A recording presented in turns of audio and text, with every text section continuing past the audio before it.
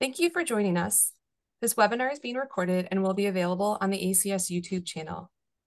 Please use the Q&A box to submit questions for the live Q&A portion today. Our moderator today is Dr. Halle Ellison. Dr. Ellison is the Director of Physician and Advanced Practice Provider Wellbeing at Geisinger Health, where she addresses systemic issues that affect well-being and professional fulfillment and leads Geisinger's formal well-being coaching program. She is a board-certified general surgeon, hospice and palliative medicine physician, an associate professor of medical education at Geisinger College of Health Sciences. Previously, Dr. Ellison served as the inaugural director of student wellness, developing policies and programs to enhance the well-being of medical, nursing, and graduate students. Dr. Ellison has presented and published on topics including preparing for workplace violence, learning and growing through medical error, and applying quality improvement principles to well-being initiatives in healthcare. She received her MD from Ross University and a Master of Applied Science in Patient Safety and Healthcare Quality from Johns Hopkins Bloomberg School of Public Health. Dr. Susan Parisi, the Chief Wellness Officer at Geisinger Health, is unexpectedly unable to join us today. Dr. Halle Ellison, our moderator, will share about Geisinger Health's journey to becoming a Wellbeing First Champion. Dr. Ellison, thank you for moderating and speaking today. Thank you so much for the introduction. Good afternoon, everyone, and welcome. I'm honored to guide today's important conversation on surgeon well-being, credentialing reform, and the Wellbeing First Champion Challenge, an initiative led by the Dr. Lorna Breen Heroes Foundation. Today, we're fortunate to welcome two incredible leaders and advocates for credentialing reform, a critical component of supporting the healthcare workforce. Our first guest is Corey Feist, a healthcare executive with over 20 years of experience. He's the CEO and co-founder of the Dr. Lorna Breen Heroes Foundation, where he leads national efforts to improve the well-being of the healthcare workforce. His advocacy efforts resulted in the first federal law focused on improving health worker well-being, the Dr. Lorna Breen Healthcare Provider Protection Act. Corey and his wife are the recipients of the Surgeon General's Medallion for Health, the highest honor the U.S. Surgeon General can present to civilians for their efforts at the Dr. Lorna Breen Heroes Foundation. Our next guest is Daniel Blaney Cohen, a senior attorney with the American Medical Association Advocacy Resource Center.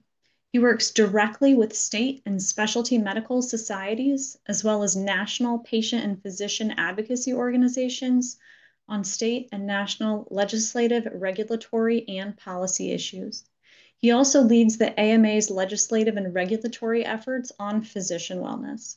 He's worked directly with state legislatures, medical boards, hospitals, and health systems to analyze and update licensing and credentialing applications to support physicians and other healthcare professionals seeking care for mental health concerns. I'd like to also take a moment to acknowledge our audience, which includes surgeons from around the country.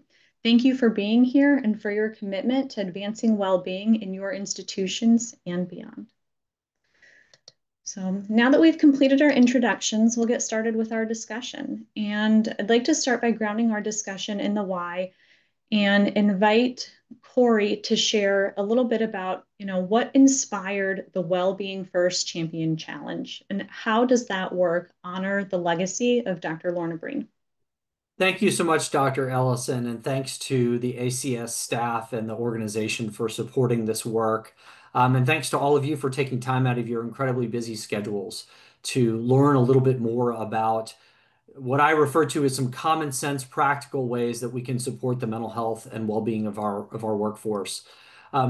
As Dr. Ellison shared, I come to this party as the former executive director of the medical group that employed all the doctors and advanced practice professionals at the University of Virginia Health System. So I had a whole career in academic healthcare, first on the legal side and then on the operational side and executive side.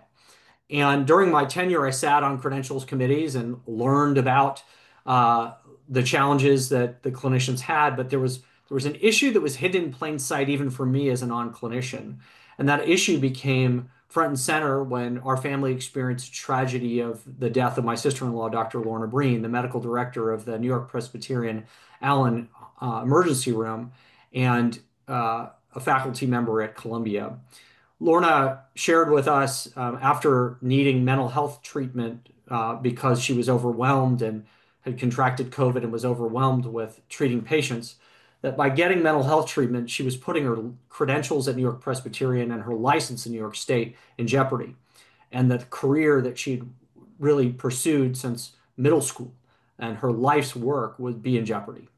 Lorna took her life shortly after sharing that with us, and shortly after the publicity that followed her death, we began to hear from health workers around the country about the fears that Lorna had were fears that they too had. So we created the Lorna Breen Foundation in the summer of 2020 because the feedback was overwhelming to us. And as you heard from Dr. Ellison, her little sister Jennifer and I are both attorneys and really felt that we had to take action to improve the daily experience of our clinical teams so that you can simply just take care of the patients. So why we do this work is in Lorna's name, but it's for the healthcare workforce at large. And we believe that there are some very common sense things that need to happen to free healthcare workers, physicians, nurses, and others from antiquated, stigmatizing barriers to mental health access. And we also do that because what we've learned from the CDC about 18 months ago in their vital signs report is that as compared to every other job sector in the United States, health workers in the United States have the worst mental health care. They have the worst mental health. They have about 50% are burnt out across the board. About 50% are looking to leave the profession. And there are increased rates of depression, increased rates of suicide, increased rates of violence and threats. And so we've got to do something about that. And there's no way for you to make that rational economic argument that you're going to take care of yourself and your mental health if you are fearing, as many health workers do, that there will be repercussions on your license or your job at a hospital for simply doing the right thing and getting mental health treatment if and when you need it. And so we've also learned in this journey through the American Hospital Association in their publication of their first ever suicide prevention guide that there are three key drivers of suicide among health workers. And this very first one, the stigma, and if you were to read the fine print under that, that's not on this slide, it would say the stigma and the fear of loss of license and credentials is one of three key drivers of suicide among health workers.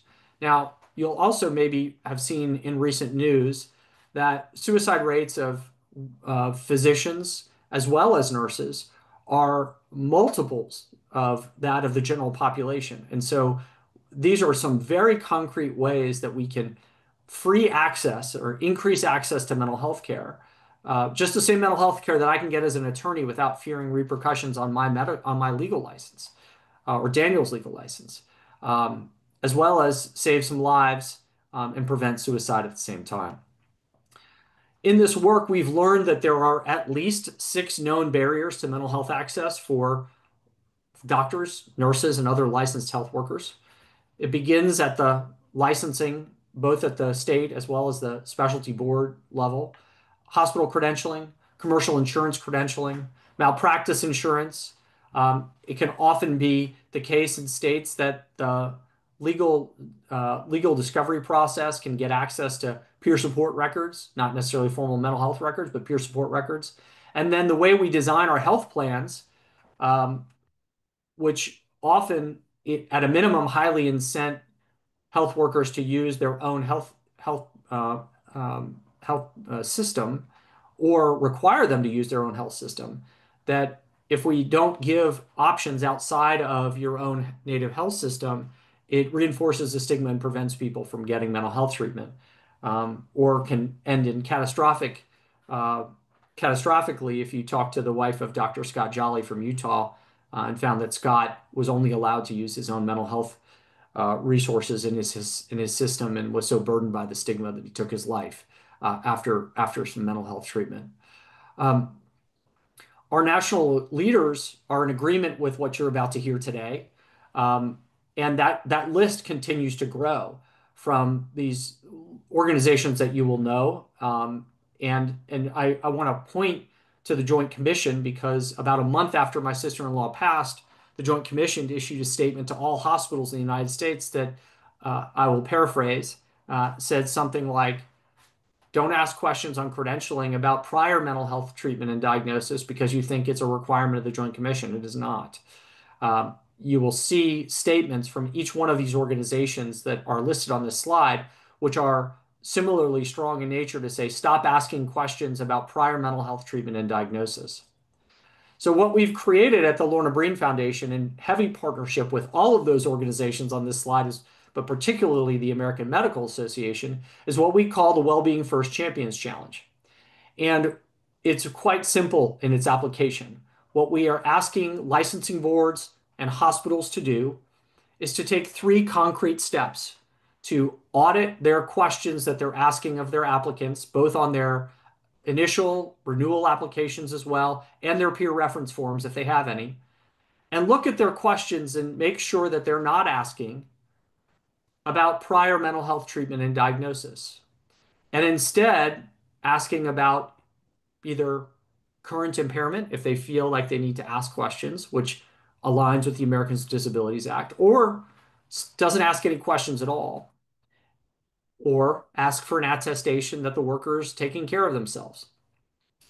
When they make the changes and we validate them at our foundation, at no cost to the organization, I should say, and in collaboration with Daniel, who you're going to meet in a minute, we issue this badge, which we want to be not just a recognition moment for a hospital or a licensing board, but importantly, a badge of communication, a badge that every hospital worker in the United States, physicians, nurses, pharmacists, etc., look to see whether their organization has, because what that badge signifies is that you will not be asked any questions about prior mental health diagnosis or treatment.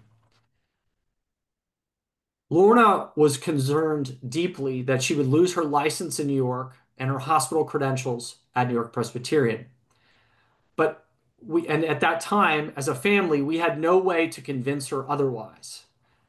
Had we had the map that I'm going to show you in a minute, which demonstrates that in New York State, there are no questions on their medical licensing application, we would have been able to dissuade Lorna of this thought that she had.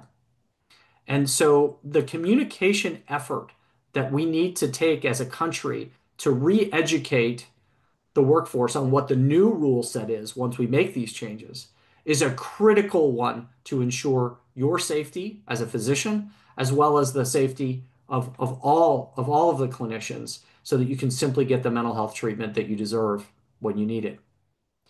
So when we began this work just about 2 years ago, we published the small map that's in the left corner of this slide, which shows in dark purple at that time the 19 state medical boards that we were able to validate had obtained mental health treatment. I'm sorry, had changed their mental health questions so that they were focused on those 3 areas of possibility that I articulated before: current impairment, no questions at all, or an attestation of well-being.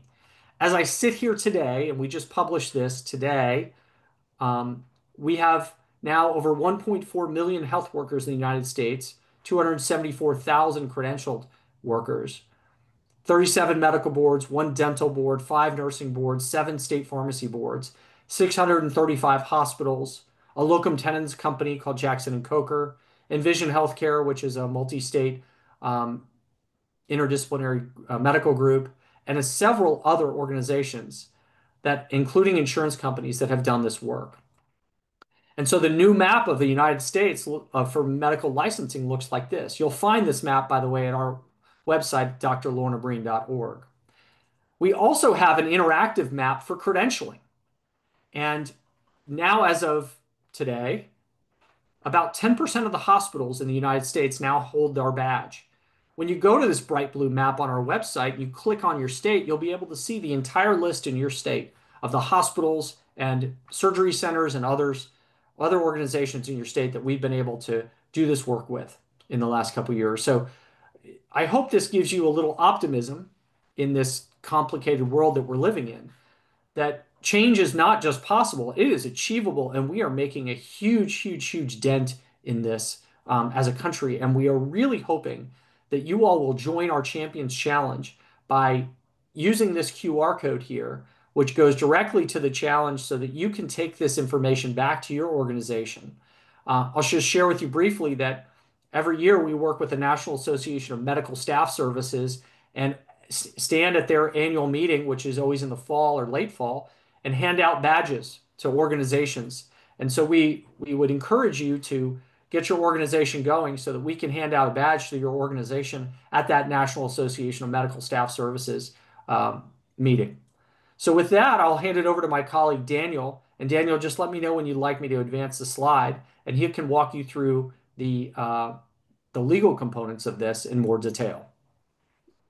Thanks, Corey. And thanks, everybody. I want to echo what Corey's saying about taking time out today, and Dr. Ellison's, thanks for taking time out today. One of the exciting things that that we've done, and let me back up. As Dr. Ellison said, I work for the AMA State Legislative Unit, and I've worked for physicians for the last 25 years. And this is one of the campaigns, legislative and regulatory and sort of quasi-regulatory campaigns that has been probably one of the most rewarding, that I've worked on. And, one of the reasons is that there are so many physician champions that have taken up this effort to say, we want to ensure that when, if we need help or one of our colleagues needs help, we want to remove the barriers for our profession to get help.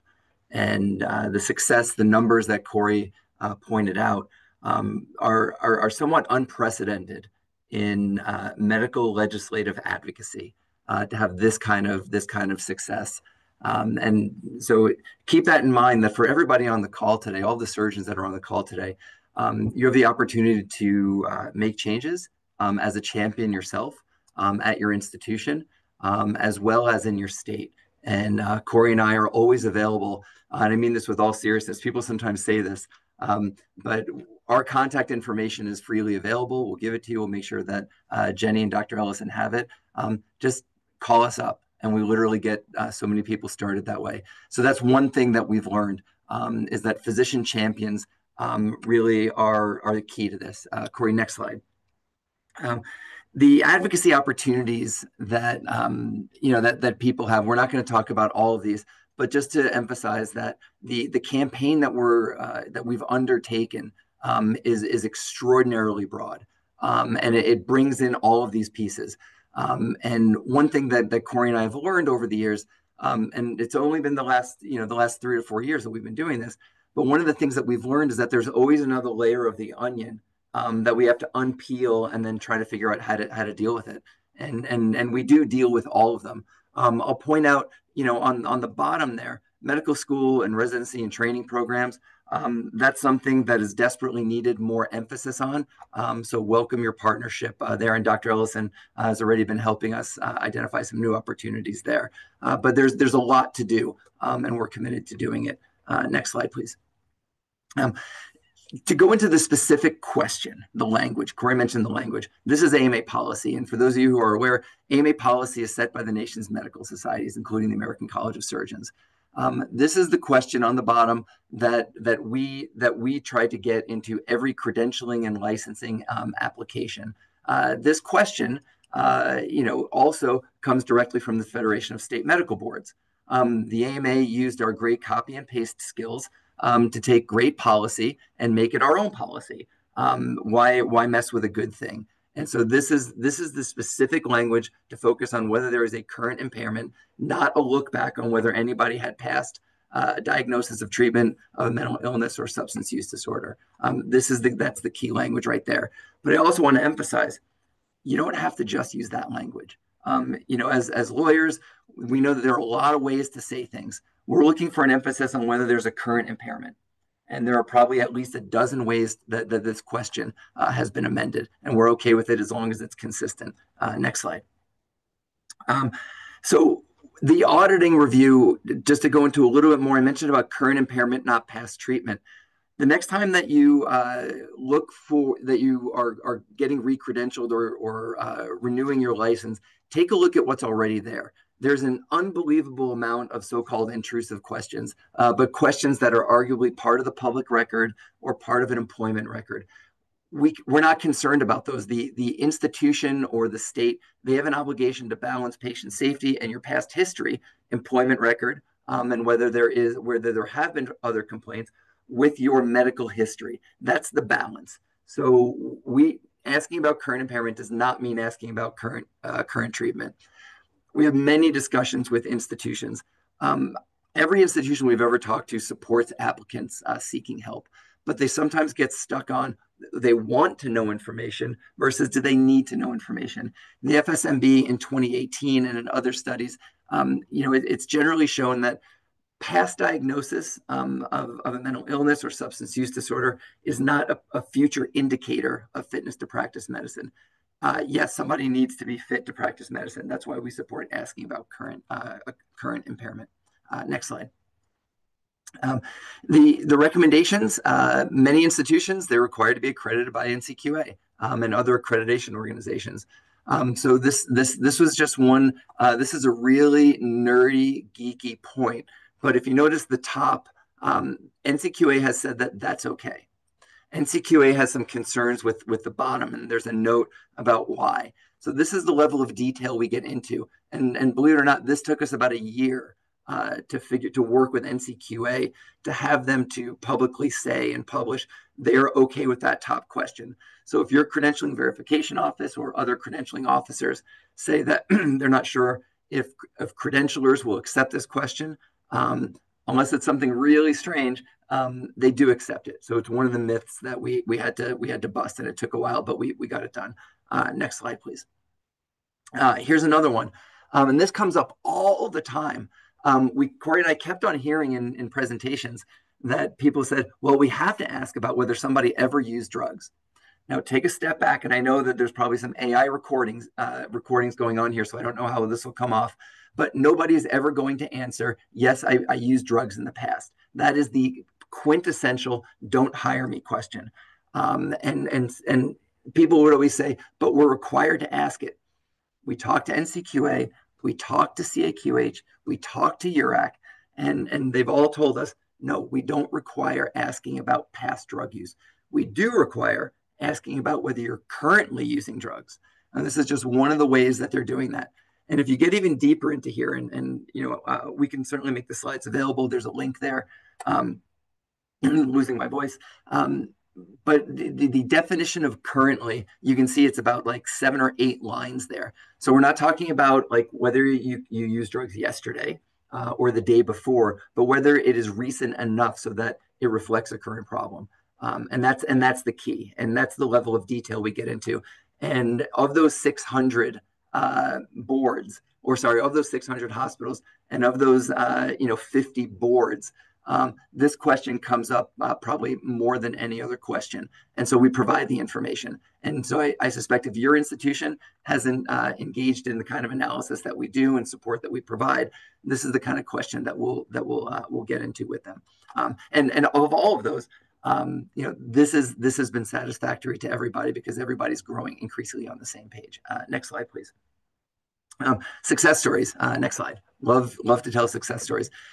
This is about all of these groups here. We got together. This again, it took us probably a year to get with all these groups to have a statewide hospital challenge. And this was something pretty exciting. And you'll notice the Massachusetts Blue Cross Blue Shield and the Association of Health Plans also supported this effort. That's an area, Corey mentioned that there are a couple of health plans in the release today from the Dr. Lorna Breen Heroes Foundation. Really important health plans get on board. Health plans are getting on board, not as quick as we would like, but they're doing it. And they're seeing that this is not any kind of infringement or impingement on patient safety. Next slide, please. Some other statewide credentialing models, Oregon and Iowa and the statewide uniform credentialing applications. Also, Washington also did this. So if you're in a state that uses the uniform credentialing application, let's talk. Because let's take a look at that, because that's getting everybody on the same page all at once. And I recognize that some hospitals have their own addendums. which is why we analyze everything from a hospital. We read from top to bottom, absolutely every word. But the state, if there is a statewide credentialing model in your state, we can often help every hospital in the state just by working with them to amend the statewide credentialing model. We're doing that we're working with a couple of other states right now on that effort. Next slide. A couple of resources that the AMA has. Again, we'll provide the slides, but it's more information. There's so much that you can do. And so we're providing a snapshot of what you can do today that has a pretty outsized impact. We didn't fully mention communications today, so hopefully we'll get into that a little bit more in the Q&A. Next slide. And Corey, I think this is a perfect place for you to jump right back in. Yeah. Thank you again, Daniel, and we'll go back to you in a second, Dr. Ellison, but just to remind everybody, there's these 3 steps to this program. We ask you to take a look at all of your, first use a QR code, take a look at initial application, renewal application, peer reference forms, which are often the place where we see these questions asked the most. Look at the best practice language that we've given you in the toolkit. Make the changes. I would recommend that you, as an evolving best practice, before you take those through the medical staff approval process, that you reach out to us and have us take a look at your initial draft. That'll save rework potentially. We've learned that during this process. So send them to us. We'll get back to you as quickly as we possibly can, help you get through that process, and then we get you the badge along with a whole host of communications tools as well as the actual badge itself. So with that, Dr. Ellison, I'm gonna pass it back to you, and we look forward to hearing more from you as well as engaging in the Q&A with the audience. Corey, I might even ask Dr. Ellison a question. Go for it. Because we've talked for far too long. But Geisinger is one of the champions. And Dr. Ellison, maybe you could talk a little bit more about why the reform was important for you to undertake, a little bit of the journey that Geisinger took and the impact you were hoping to achieve.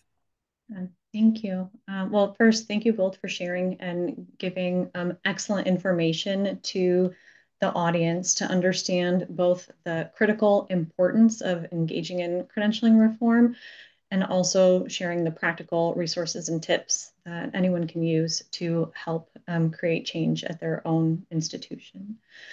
So, our efforts at Geisinger really began under Dr. Parisi's leadership. So she unfortunately is not able to be with us today. She joined the organization in the summer of 2022 and was one of the initiatives that she had wanted to really champion was removal of stigmatizing language from our credentialing applications. It was around that time that Geisinger was also on our journey to the AMA Joy in Medicine Recognition Award. Daniel, you had mentioned the Joy in Medicine program.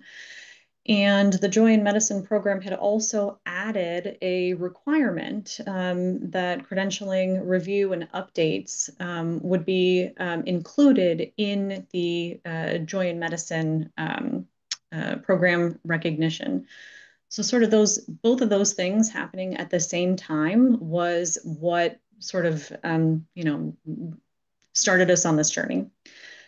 And I think in terms of impact, as you have both shared, I mean, the removal of barriers, right? Dismantling systemic barriers to help support individuals seeking the care they need. I mean, that's really, I think, what it's all about. Similar to other organizations, we're not immune to the negative impacts of struggles with mental health affecting our people. And so it was really important that we make sure to follow the steps, right, that Corey presented to become a Wellbeing First Champion. I think since Dr. Parisi's not able to share a little bit more, I'll share on her behalf some more details about what that process was like. So, you know, for anybody in the audience, if you're curious about learning, you know, what one example of this process looks like in action, I'll talk through that. You know, knowing that there are differences from organization to organization, and as Corey and Daniel mentioned, even at the state level. For us, we're really, really fortunate that the process was smooth. And I think that was because we had, you know, support. Everyone believed ultimately, right? We want our people to seek help. And so the first thing that we did was go to our credentialing committee and engage with the chair of the credentialing committee, who was supportive of our intent, right? Said, yep, you know, we support, you know, it's good intent. We support you wanting to update this language. But let's just verify. Let's just make sure that there's not any reason that we have to include questions around mental health. So as part of that initial request, you know, we had done the audit of our own application and proposed a very simple change, which was to remove questions about mental health from our credentialing application. And once, you know, as the internal verification sort of continued, the next thing we did was check with the credentialing department and legal services team. They wanted to ensure that our proposal would be compliant with the NCQA requirements, and it was. And then we went to a number of other groups internally for review and approval. So we asked our legal services team to review the proposed updates. Ultimately, I mean, all the groups that reviewed and all of whom approved the changes were the credentialing committee, our legal services team, and our medical executive committee. We did not experience any opposition to wanting to make this change. And so, you know, prior to the change, our credentialing application asked specifically about physical or mental health conditions. And once we updated the language, there is no longer a separate call out to mental health or any questions about someone's mental health history. And our new language just asks if there are any conditions that would prevent someone from, you know, from performing the essential functions of their job based on whatever their specialty is. So I do realize that not every organization may have as straightforward a process as we did, right? And I have, you know, spoken with colleagues and learned from some of them about some of the roadblocks that they face and some of the challenges that they face, not just internally, but also in what they're trying to work through based on state requirements. And so for you, Daniel and Corey, I have some questions and I'm hoping you can shed some light on and share with our audience your thoughts. So, Daniel, this first question's for you. What guidance can you offer for organizations or health systems that have to work through credentialing changes at the state level? Yeah, so I think one is so that comes in a couple different ways, right? So if a state requires a certain type of question, then, you know, we obviously have, I think it's important to work with the state medical society. It's also important to work with your specialty chapters. I'll give you one example. You know, Colorado is a state where the Department of Regulatory Agencies required some questions that were very old. It was sort of based on stigma, used non-medical language. And so the Colorado Academy of Family Physicians took this up as their challenge. And they led the legislative effort by coordinating not just the AMA, but the State Medical Society, the State Emergency Medicine Chapter, and the state psychiatry chapter, and corralled all of us. And we are a bunch of frogs in a wheelbarrow sometimes. So they made sure that everybody stayed right there, in the wheelbarrow. And I think and then in addition, we worked through one chamber in the Colorado House, and a bill was passed. And thanks to the chief medical officer, a dear friend of Corey and I, Dr. Stephanie Simmons, an emergency medicine physician, she helped find a medical student to testify. And so the testimony in the House led to an overwhelming passage in the House.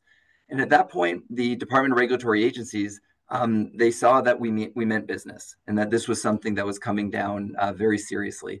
And then we engaged in sincere negotiations, because they had some concerns. But again, it was the State Medical Society chapter, the Family Physician chapter, that led everything. And ACS has so many strong state chapters that if this was something where because there are still 13 states that need to do some work.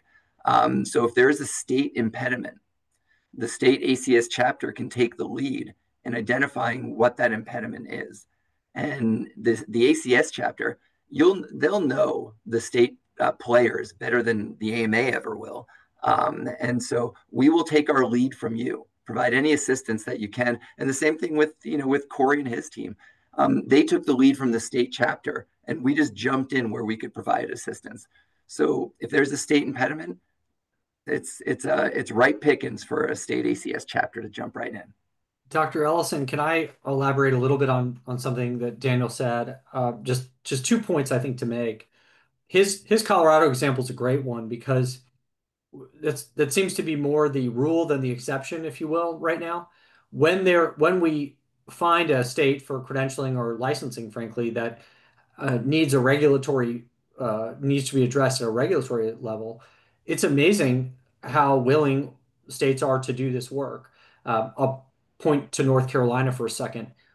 We've been doing work in North Carolina, and we learned as part of it that the Bureau of Insurance had a form that was really intended for insurance companies, but it was being used by a significant number of hospitals in North Carolina, unknowing to the Bureau of Insurance. And the question in the Bureau of Insurance application was not one that we would think is appropriate for our recognition. So we picked up the phone and we called the Bureau of Insurance, and we had a Zoom call, and within 30 days, the Bureau of Insurance changed their statewide question. So I just wanted to share with you that's not an anomaly. That seems to happen. And I would just make 2 other quick points. The next one was that most states actually do not have this mandated form, and so that's also the minority of states, if they do have a form. And so I would say to your attendees here, if you think you have a form, get in touch with us, because we may have already begun conversations with them. But the last comment I would make is that even if a state has a credentialing form, we have yet to find a state that requires a peer support form. And so organizations still have an opportunity to change that peer support form, because I think, Daniel, I don't know if it's an overstatement, but of the 600 plus organizations we have given the badge to, I'm not sure any, maybe a small handful, had peer support forms that didn't need to be changed. In other words, the peer support forms almost always need to be addressed.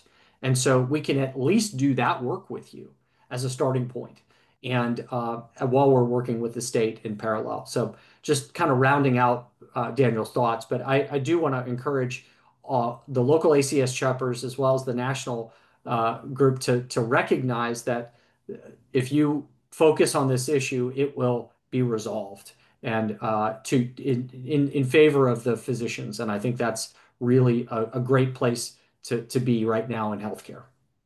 Mm-hmm. Yeah, thank you both, for all your efforts in advocacy in the space, but also for sharing these examples, right? Like, our audience is coming from across the country. The webinar is going to be recorded and posted. And so knowing that we've got this broad audience, a number of states, I think it's really helpful for attendees to have this, breadth of approach that you've shared. And Corey, I want to follow up, on something that you said. So you had mentioned a couple times, right? Like, we do this work at the state. We may already be aware of what's happening in your state. Pick up the phone, give us a call. Okay. What advice, what guidance would you say? What would you say to an individual, right? A surgeon, in their organization who says, I feel called to do this work and I really want to get started. What would you tell them? What's the first step? Yeah, first, thank you for that question. And just remember, you have such an important voice in your hospital system. Do not underestimate your voice as a physician and as a surgeon. If you want to be involved, there's a role for you to play. And the very first thing you do is you download that toolkit. I gave you 2 QR codes. I've learned no presentation is complete these days without at least one QR code. So you got twice. And if you don't have that, drlornabreen.org is our website and you can download it. So download the toolkit. Then go to your chief medical officer, chief nursing officer, or medical staff office. Usually the CMO or the CNO in a system is responsible for medical staff services, which is why I list both of those. Some cases it's a COO. So whoever that person is who's responsible, the physician or the clinical lead and or the medical staff lead, and say, hey, the Lorna Breen Foundation, together with AMA, has got this toolkit. I'd like you all to take a look at this and see where we compare and get this recognition. That's really the beginning of this conversation. And let us know that you're doing the work and how we can help. The one thing that I would say, I said before, there's some best practices we've learned. One is like do the edits, but don't submit them for final approval until we've taken a look because we can save you some time in case you've missed something. Because we've learned that these forms, while there's usually an explicit question one place, which is where everybody goes to, sometimes there's questions around that need to be cleaned up as well to really make it a clean document. So that's one piece of information that we've learned that's a best practice. Another piece is it really does take an institutional champion to see this whole thing through. And I'll give you an example of a health system that had an institutional champion that kind of thought they got it all the way through, but they forgot the last part, which was they got it approved, but they forgot to tell everybody and update the form on the website. Oh, it's like, shuck, you got all the way to the goal line and you didn't take the ball across the goal. So that's another example of if you have an institutional champion, and all the ACS members can be institutional champions, follow this process through. Make sure it gets through your organization's medical staff review. It's usually 1 or 2 meetings, and then approved, and then changed on the forms for the website. And then the most important part, communicate, communicate, communicate. That's the last thing and the most common thing that you can do. You didn't ask me that question, Dr. Ellison, but I would say keep being a champion and letting your new doctors know, your existing doctors know, your residents know, anybody on that team. I think about Dr. Ellison. We just published this map today of the new map. You're in Pennsylvania. Pennsylvania Medical Board just got our badge 3 days ago. Now, if you're at Geisinger, there's no reason a physician in Pennsylvania who works at Geisinger should fear professional repercussions of getting mental health treatment because but they won't trust me saying that. They might trust you saying that. And so don't underestimate the power that you carry with that communication and helping us overcome this, not just this, this real stigma that exists. Thank you. Thank you, Corey. And thank you for also emphasizing how important it is to close the loop. I didn't share that part of our experience, but when we went back to verify that all the approvals, had gone through, the language actually hadn't changed. So then we had to go and follow up and say, wait a second, we got all this, but let's make sure we follow through on everything that we got approved. So I really appreciate you emphasizing how important it is to close the loop. Yeah. And we are starting to receive some audience questions. So I'll go ahead and Corey, ask this of you. So we have a participant who has asked, if my hospital is already recognized as a Wellbeing First Champion, is there a process for repeat evaluation? How long is this bestowed? And they have kindly thanked you for both the presentation and your work. Thank you. And thank you for that question. I promise I was not the anonymous person who submitted the question, because I love being asked that question because this goes to our communication. So when you receive the badge the very first time, you'll see there's a date on it, and it's intended as just to be 1 year. So you have that date for a year. All you have to do to get the badge for repeat years, this is not going to surprise anybody now based on how excited I am about this topic. Demonstrate to us 3 ways that you've communicated what the meaning of the badge is to the workforce. That's it. Give us examples. And by the way, when you get the badge, you're going to get toolkits for communication. So we've hit the easy button as many times as possible. I can't send the internal email for you, but I can draft it. I can draft it for you. I can't put the banner up in your hospital, but I can give you a model of it. So that is the way that you can continue to get this badge issued. In fact, just today, we sent an email out to those 2025 badge recipients to say, hey, get ready for 2026. Here's the process. And it goes right back through the Lorna Breen Foundation. Give us those examples. We'll issue you another badge. It'll be super easy and straightforward. And again, just really appreciate the question and the opportunity to continue to communicate what these new rules are for our health workforce. Thank you. I'm reflecting back on some information that Daniel shared, and I have a follow-up question. And while I ask that, I'll just invite any of our participants, please feel welcome to type your questions in the chat, and let's get them answered. So we heard Daniel speak about this myth around, right? Like, oh, we have to ask about your history of drug use, right? Like, can you talk to us about any common myths that you have encountered and help us understand what is myth and what is fact? Yeah, I think that's a great question, Dr. Ellison. And some of it gets to, wanting to know and needing to know. And where the balance is. There was an earlier question about, well, can I ask if somebody was arrested for physical abuse? And yes, of course you can. An institution needs to understand, if there is a criminal history, to protect the public safety. That's not a myth. Those are facts.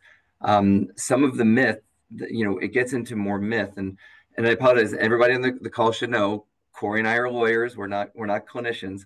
But what we've learned from our colleagues in medicine, is that receiving treatment, if somebody has concerns, mental health concerns for whatever reason, receiving treatment at that point, whether it's substance use, receiving treatment at that point is much better than if somebody does not receive treatment and a very treatable condition or a very treatable set of symptoms that has not risen to the level of use disorder or illness can potentially, prevent an acute situation that no institution ever wants to experience. We all want, patient safety errors. We want zero events, in those kinds of situations. And so the myth is that if an institution knows that somebody had received past treatment, they can be more supportive than if they don't know somebody has received past treatment. And that's, and that gets into that wanting to know versus needing to know, because the fact side of it is people don't seek care if they're afraid that they're going to have to disclose it to their employer or their medical board. So it works the other way. And, and we've received some initial information from a couple of states that enrollment in state physician health programs, for example, has actually increased in the year or 2 years following the state making the changes that we recommend.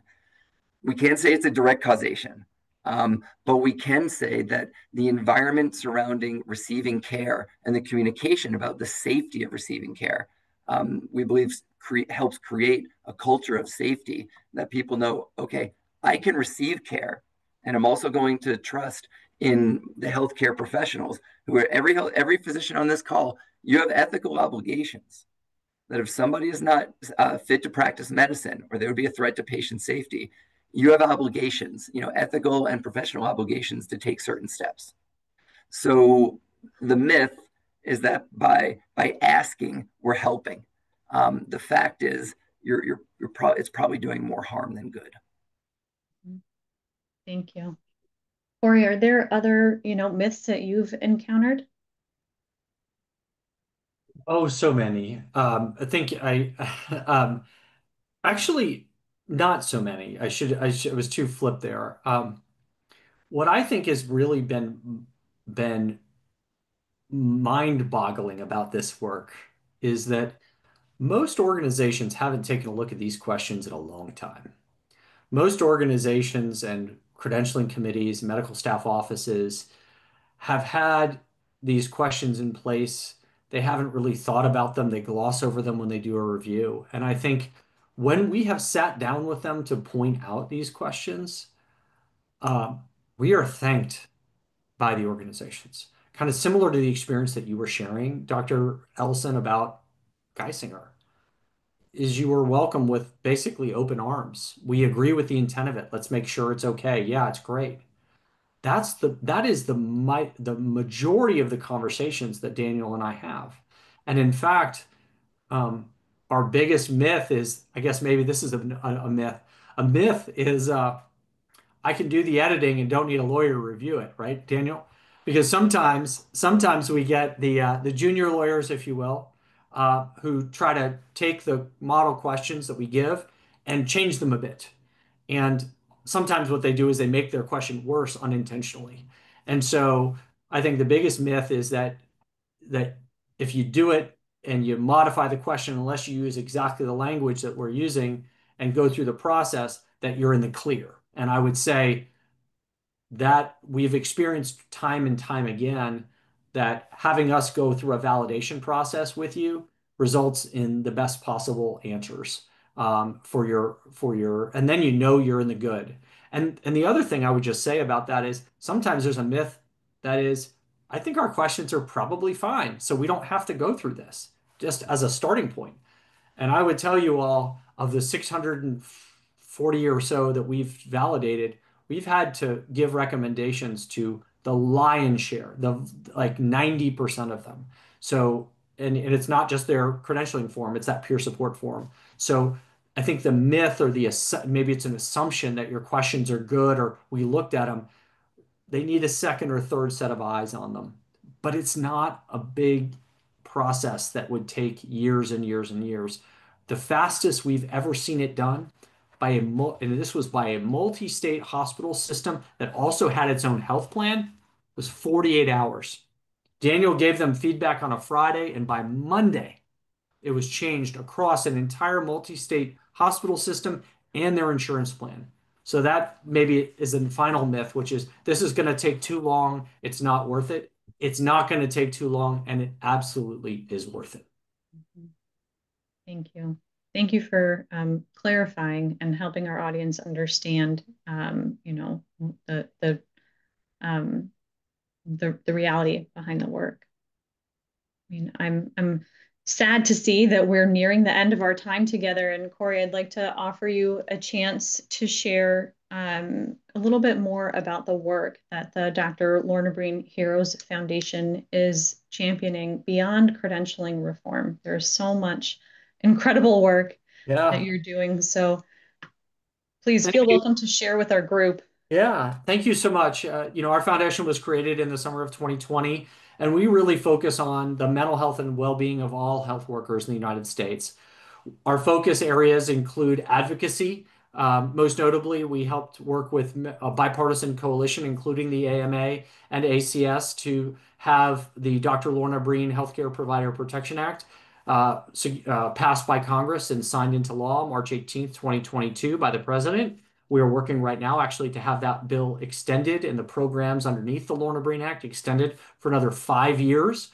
That program initially infused $120 million worth of funds into hospital systems across the United States to help them support the mental health and well-being of their health workers. A huge win for the healthcare community, and we need to build upon that win. We're doing that similar kind of work in states. So if your state is interested in trying to change state policy when it comes to removing barriers to mental health access or removing those pebbles in the shoe that get in between clinicians and their patients, those pesky things like prior authorization. We're working together in collaboration with AMA and other partners to do a ton of that work across the states. So that's our advocacy pillar. We've also worked to build coalitions. We have a national movement called, or a national coalition called All In Wellbeing First for Healthcare. There are over 30 national associations that we've created. That we've pulled together to focus heavily on removing mental health barriers and advancing programs in hospital systems.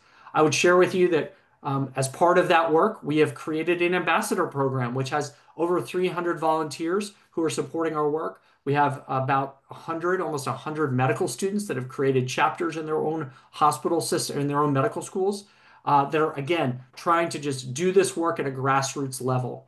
Finally, our two signature programs are both this program, the Champions Challenge, as well as a program we call Caring for Caregivers, which actually nests this Champions Challenge as the first of 3 phases of work that we encourage hospitals to do together to build the infrastructure within your hospital system or your medical group so that you can then mature your organization to be one where the workforce can truly thrive on a day-to-day basis, really looking at the root cause of many of these issues, which is heavily operationally driven, which is really driving the burnout, such as administrative burden and those sorts of things. So that's a little snapshot of our work. If you're interested in getting involved with our foundation or learning more about it, drlornabreen.org, or our emails are going to be sent to everybody. So please feel free to reach out. We have a growing group at the Lorna Breen Foundation and really welcome your involvement and really